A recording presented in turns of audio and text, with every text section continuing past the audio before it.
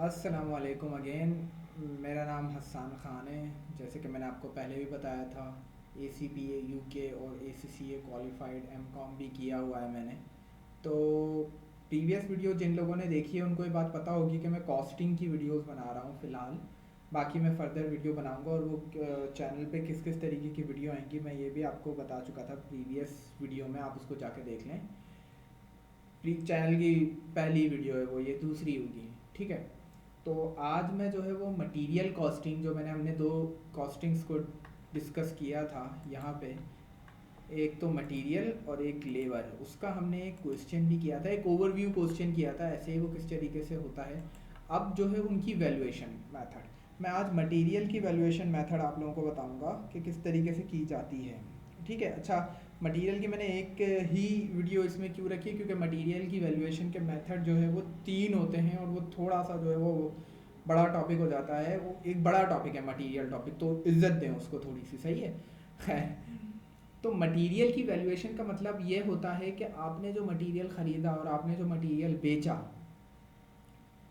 जो आपने ख़रीदा उसकी क्या वैल्यू, किस वैल्यू पे आप उसको अपने पास रिकॉर्ड करेंगे, और जो आपने बेचा उसको किस वैल्यू पे आप अपने पास से आउट करेंगे। ये वैल्यूएशन मेथड आपको कहलाता है मटेरियल का, ठीक है। अच्छा, आपको मटेरियल की वैल्यूएशन मेथड क्यों इतना ज़रूरी है? वो इसलिए ज़रूरी है ताकि हम जो है वो पता लगा सकें कि अगर हमने चीज़ कोई सेल आउट करी है 15 रुपीज़ की, तो भाई हमें इसमें कितना प्रॉफिट हुआ और कितना हमें लॉस हुआ। इनिशियल में ग्रॉस प्रॉफिट की बात कर रहा हूँ, वैसे मैं ग्रॉस प्रॉफिट बिल्कुल ही, अगर आप फंडामेंटल लेवल के तो आपको नहीं पता होगा, वैसे ग्रॉस प्रॉफिट आपको पता चल गया होगा, मैं आपको बता भी दूंगा कि ग्रॉस प्रॉफिट क्या है फर्दर आगे।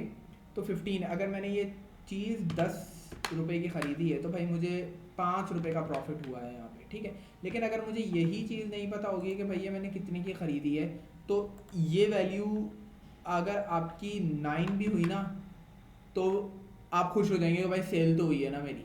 लेकिन वो एक बेतुकी सी बात है, ठीक है, क्योंकि आपको पता ही नहीं आपकी वैल्यूएशन क्या है, ठीक है। और दूसरी बात ये है कि मेथड ऑफ वैल्यूएशन मटेरियल्स में काफ़ी इम्पॉर्टेंट है, अकाउंटिंग प्रेजेंटेशन के पर्सपेक्टिव से भी, सही है, टैक्स अथॉरिटी के पर्सपेक्टिव से भी, और आपके प्रॉफिट पे भी आपके वैल्यूएशन मेथड पे वैल्यूएशन मेथड सेलेक्ट करने का फ़र्क पड़ता है, ठीक है। वो भी हम आगे डिस्कस करेंगे।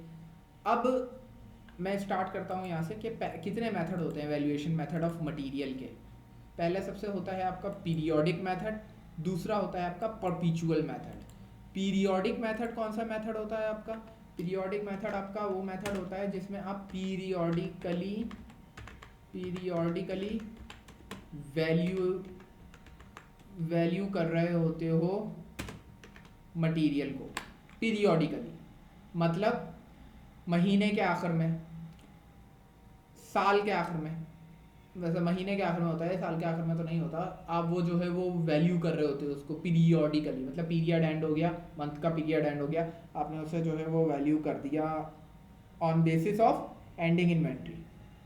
इसको हम पीरियोडिक मेथड को नेक्स्ट क्लास में जो डिस्कस करेंगे। अभी perpetual method, perpetual method test भी ज़्यादा किया जाता है और परपीचुअल मेथड कैलकुलेट करने का भी थोड़ा सा एक अच्छा है, फंडामेंटली आपको काफ़ी कॉन्सेप्ट्स क्लियर हो जाते हैं।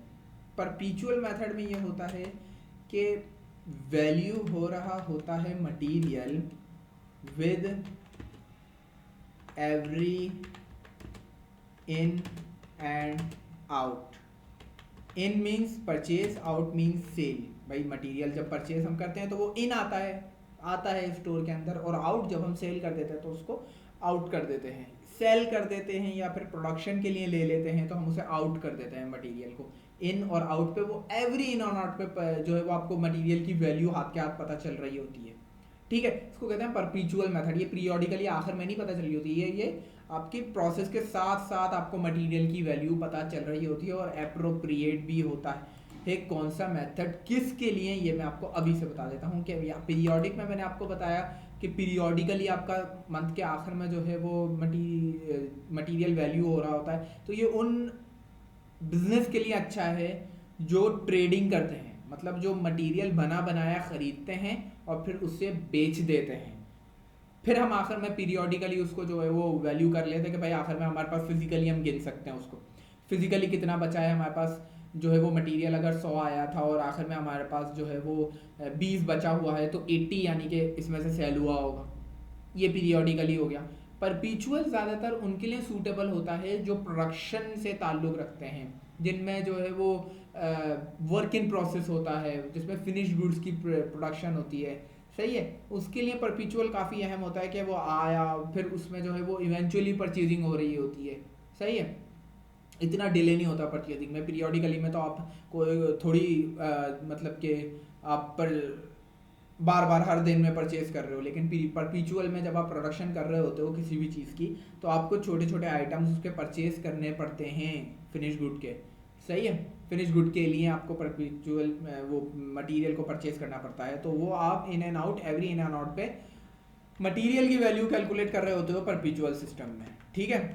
ओके, मटेरियल कौन कौन से मेथड होते हैं इसमें? पहला होता है, वैसे नाम सुने होंगे, फीफो, लीफो, वैक। फीफो होता है फर्स्ट इन फर्स्ट आउट। अच्छा, ये क्या लिखा हुआ है मैं आपको बताऊंगा बाद में। लीफो होता है लास्ट इन फर्स्ट आउट, और वैक होता है weighted average costing. First in first out में जो पहले सबसे हमने मटेरियल लिया उसको हम सबसे पहले अगर सेल आउट करना है तो सबसे पहले उसको करेंगे, या अगर हमें प्रोडक्शन के लिए भी लेना है वेयर हाउस से, सबसे पहले हम वही वाला निकालेंगे, ठीक है। ओल्डर मटेरियल इसमें सबसे पहले यूज़ होता है, और लास्ट इन फर्स्ट आउट जो सबसे आखिर में आया है उसको हम सबसे पहले यूज़ कर लेंगे, जो पुराने वाले उनको हम छोड़ देंगे। और वेटेड एवरेज कॉस्टिंग वहाँ का मतलब होता है, अच्छा वेटेड एवरेज कॉस्टिंग में हम जो है वो जब भी इन एंड आउट करते हैं, सेल परचेज करते हैं, तो एक एवरेज वैल्यू निकल रही होती है मटेरियल की, एक एवरेज वैल्यू निकल रही होती है। हम नीचे क्वेश्चन करेंगे तो आपको बेहतर समझ में आएगा। ये जो मैंने लिखा हुआ है, ये मैंने इसलिए लिखा हुआ है कि फर्स्ट इन फर्स्ट आउट आपका मटेरियल का मेथड, अब आप सोचेंगे कि सर को 3 मेथड बता दिया, हम कौन सा यूज़ करें, कब यूज़ करें। पीरियोडिक तो मैंने आपको बता दिया ट्रेडिंग में यूज़ होना है, परपेचुअल बता दिया जो प्रोडक्शन ज़्यादातर उसमें यूज़ होता है, और फर्स्ट इन फर्स्ट आउट, और फिर मैंने इनकी वैल्यूएशन के 2 मेथड बताए। और पीरियोडिकली फीफो के हिसाब से भी होता है, लीफो के भी और वैक के भी। परपेचुअल में भी फीफो के हिसाब से होता है, लीफो से भी और वैक से भी। दोनों मेथड में जो 3 उनके तरीके हैं ये यूज़ करने के, फीफो लीफो वैक, वो अलग अलग होते हैं। पहले हम परपेचुअल पढ़ रहे हैं आज, सही, मैं बता रहा हूँ आपको साथ साथ। पीरियोडिक बाद में पढ़ेंगे, पीरियोडिक की कहानी अलग होती है, अभी आपका जो है ना दिमाग मिक्स हो जाएगा बिल्कुल। बहरहाल फीफो हम जब यूज़ करते हैं जब आपके पास इन्फ्लेशन आई हुई हो, राइजिंग मटीरियल प्राइसेस हो, मतलब कि आपने जो पहला मटीरियल ख़रीदा, दूसरा वाला जो ख़रीदेंगे वो ज़्यादा का ख़रीदेंगे आप, वो आप ज़्यादा का ख़रीदेंगे।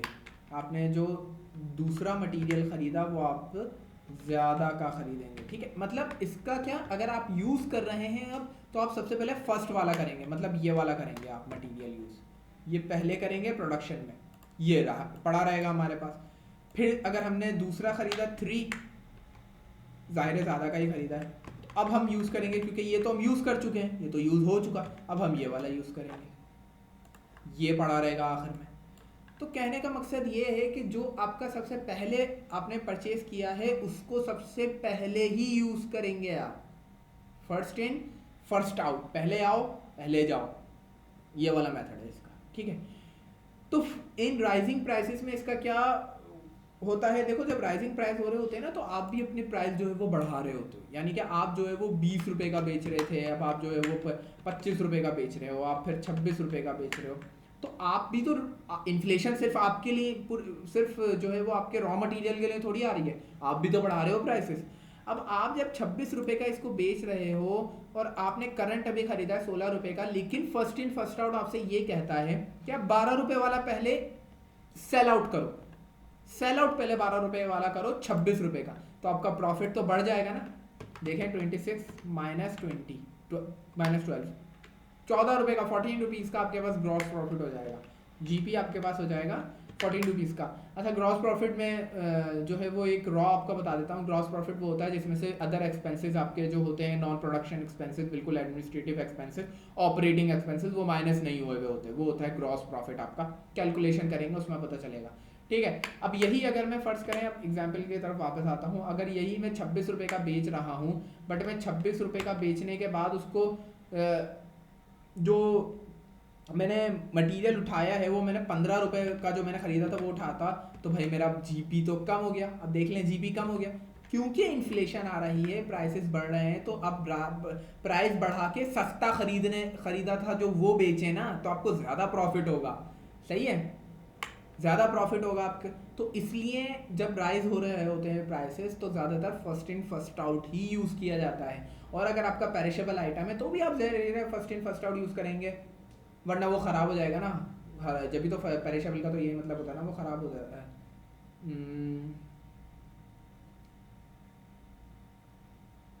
ओके, तो वो ख़राब हो जाता है। खैर, तो उसमें भी आप जो है वो फीफो यूज़ करेंगे। अच्छा, अब एक चले, मैं वो आपको जब एग्जाम्पल करेंगे तो मैं आपको एक और बात बताऊंगा, मेरे जहन में आई है, वो हम जब एग्जाम्पल करेंगे तो मैं आपको बताऊंगा। अच्छा, लास्ट इन फर्स्ट आउट में क्या होता है कि जो लास्ट वाला आपका आया ना, जो लास्ट वाला आपका आया वो आप सबसे पहले बेचेंगे। ये वाला अब आप पहले बेचेंगे, ये वाला नहीं, ये वाला अब आप पहले बेचेंगे।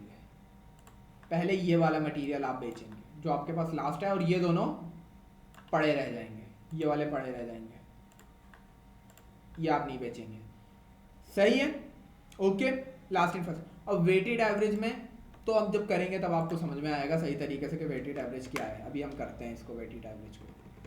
ठीक है, चलो एग्जाम्पल पे आते हैं अब, क्योंकि मैं आपको ज़्यादा टाइम नहीं लेना चाहता। मैं छोटे वक्त में आपको बहुत सारा समझाना चाहता हूँ। इस वीडियो को आप बार बार देखेंगे, आपको लेक्चर भी समझ में आ जाएगा। एक अच्छी एग्जाम्पल दी है मैंने आपको। Mister Ahmed has 1000 unit in his opening inventory of 10 each. $10 का एक यूनिट है और उसके पास 1000 यूनिट्स ओपनिंग में पड़े हुए हैं, यानी कि मंथ के शुरू में उसके पास 1000 यूनिट्स पहले से पड़े हुए हैं, बस जीरो से थोड़े ना शुरू किया उसने, कुछ पड़े हुए भी होंगे ना, कारोबार चलता है उसका।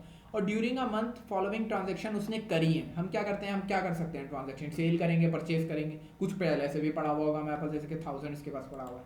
ठीक है, ओपनिंग यूनिट्स कितने हैं हमारे पास, 1000। यहाँ पे दोबारा लिख दिया, यहाँ पे लिखा हुआ ही था पहले, वो 10 ईच हो गया, मामला ख़त्म।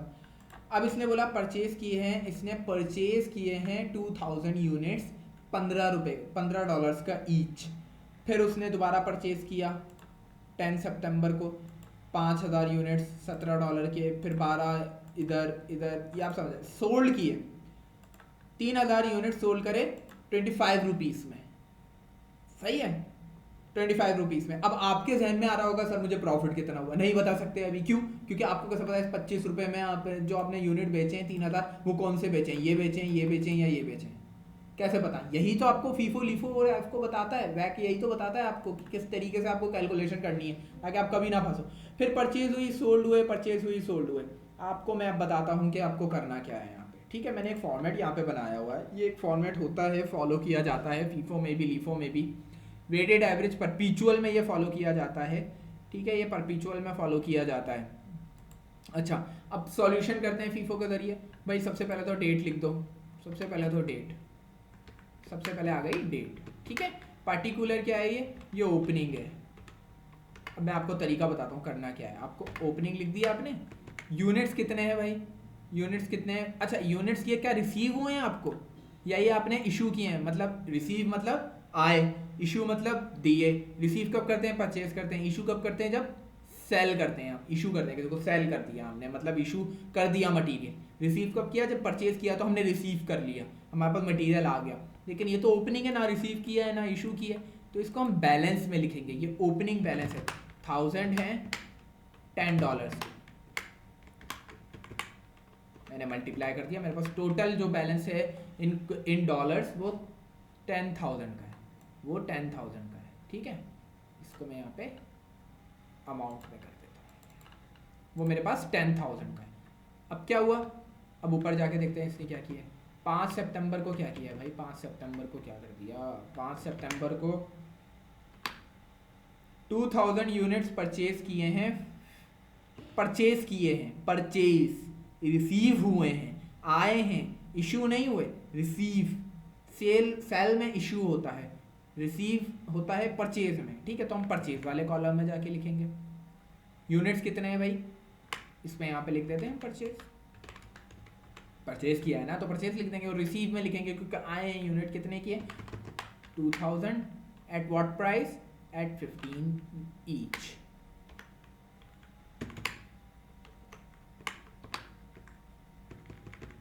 अच्छा बैलेंस आपका बढ़ता रहेगा, बैलेंस आपका बढ़ता रहेगा।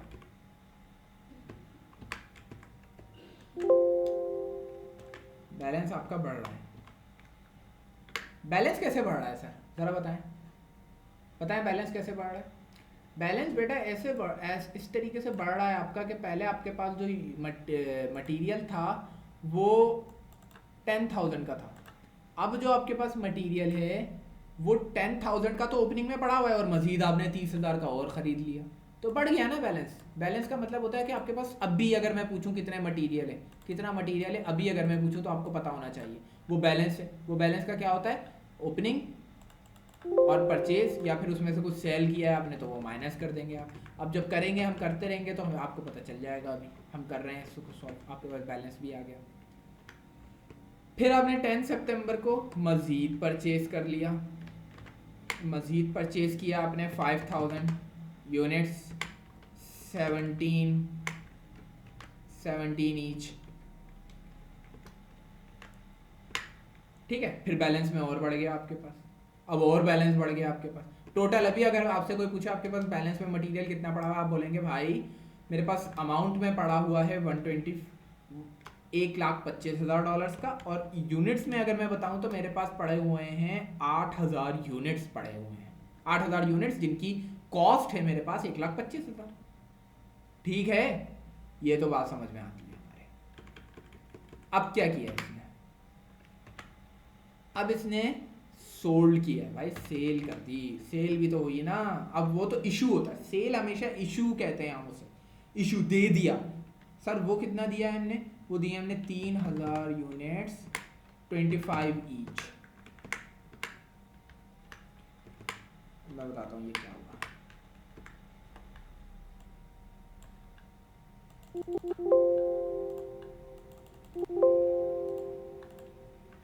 आपने 3,000 यूनिट बेचे हैं 25 रुपए के, अब प्रॉफिट कितना हुआ कैसे पता चलेगा,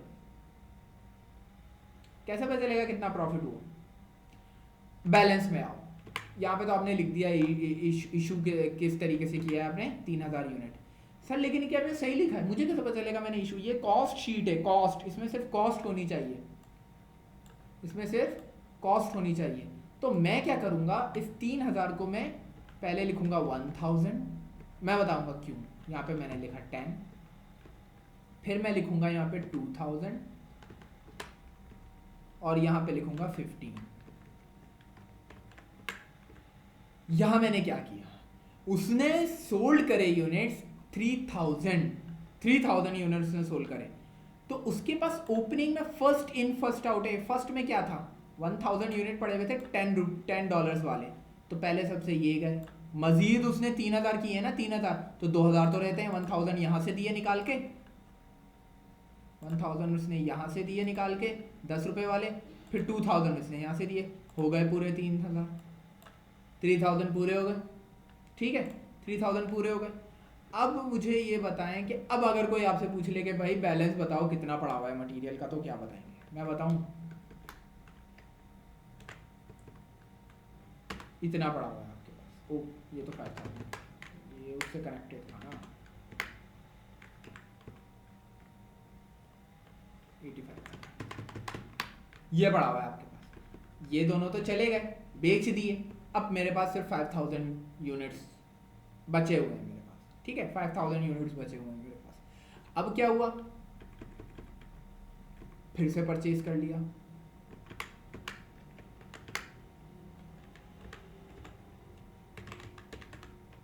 अब फिर परचेज किया इसने। परचेज कितने करें आप, रिसीव में आए, परचेज कितने करें। अच्छा इसको थोड़ा सा नीचे ले लो क्योंकि यहाँ पे उसने लिखा हुआ है, इसको यहाँ से डिलीट।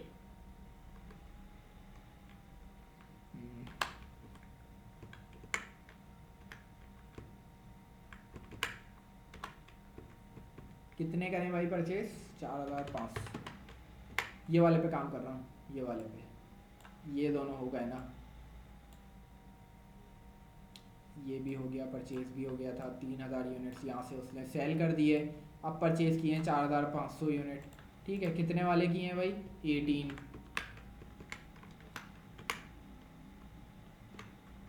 मल्टीप्लाई करा, मेरे पास कॉस्ट आ गई परचेज की, कि मेरे पास जो मैंने परचेज किए हैं वो 4500 यूनिट्स किए हैं 18 ईच पे, तो 81 हो गया। सही है। अब बैलेंस कितना आ गया भाई? अब बैलेंस कितना आ गया? अब इसमें जाहिर है ऐड करेंगे, जब सेल हो जाएगी तो फिर हमारे पास मटेरियल है, हम उसको लेस कर देंगे, चला गया वो हमने बेच दिया, जो हमने परचेज किया वो मजीद आ गया, उसको ऐड करेंगे। सही है। अब यहाँ पे 22 पे इसने क्या किया है? 22 पे इसने सोल्ड किया है, सोल्ड किया है 5000 यूनिट्स। इशू में जाके लिखेंगे।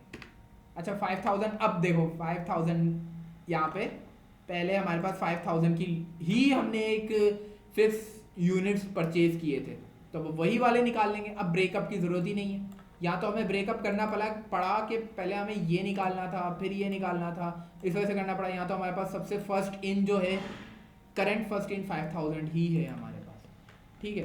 तो हम यहाँ से निकाल लेंगे, ये पूरा हम ऐसे ही लिख देंगे।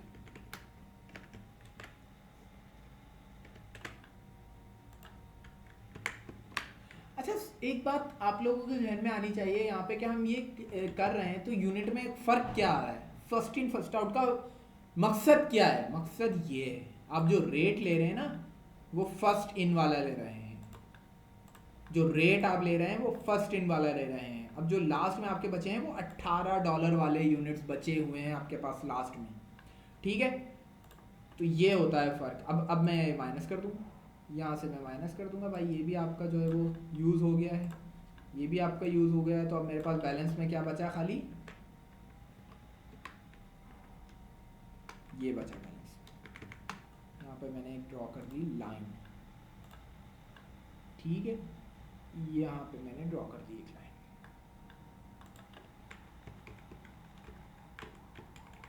अच्छा नेक्स्ट उसने क्या किया है अभी? फिर उसने किया है परचेज किया है 1000 यूनिट्स।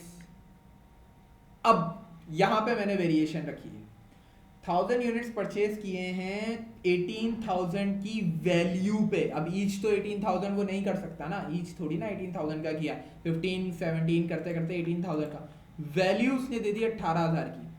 अब इसका ये रेट निकालना हमारे लिए ज़रूरी है।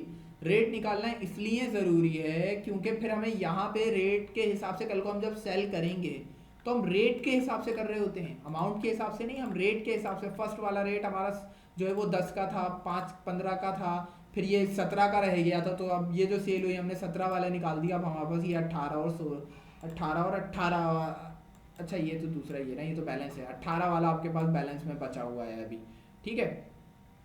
18 वाला आपके पास बैलेंस में बचा हुआ है। आप इसका रेट निकालें, 18,000 रेट सिंपल है, अमाउंट को डिवाइड कर दें जितने यूनिट खरीदे हैं। भाई 18 रुपये का एक खरीदा है, सही है। 18 रुपीज़ का आपने एक यूनिट यहाँ पे खरीदा है, ओके ठीक। यहाँ पे आप ऐड कर दें इसको,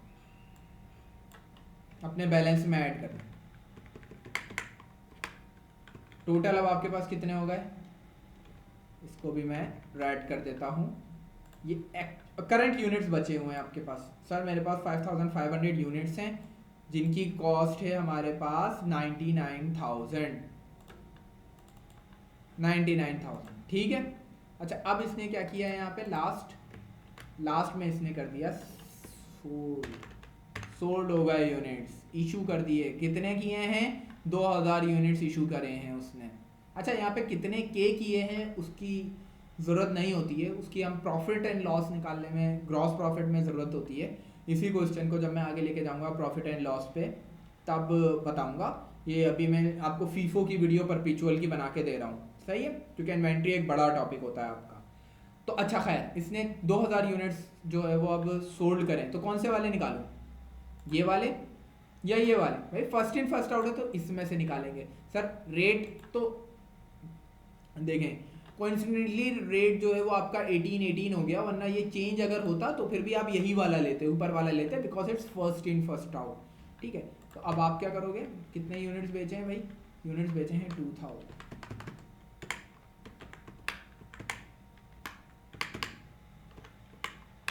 2000 यूनिट्स, सही है, ठीक हो गया।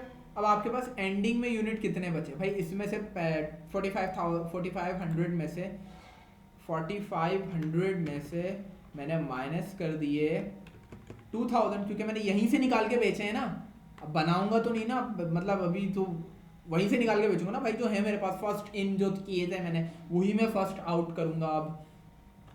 तो ये 4500 में से मैंने 2000 बेच दिए, 18 के थे ये, फिर मैं 18 की ही पे कॉस्ट लगा दूंगा। ओके, और ये वाले तो हमने बेचे ही नहीं, ये तो बचे ही रह गए, ये तो बचे रह गए हमारे पास। ठीक है, ये बचे रह गए हमारे पास, ये लेफ्ट 1000, 18,000। तो आपके पास अगर कोई पूछे कि भाई अभी करंट कितने यूनिट्स बाकी हैं, तो आपके पास जो करंट यूनिट्स बाकी हैं ना, बचे हुए हैं, वो हैं 3500, जिनकी कॉस्ट है 63,000। This is your ending inventory, ending inventory, ये एंडिंग इन्वेंट्री। आपके पास जो अभी जो माल दुकान में या फिर जो है वो स्टोर में पड़ा हुआ है, वो है 63,000 का, जो है 3500 पीसेस।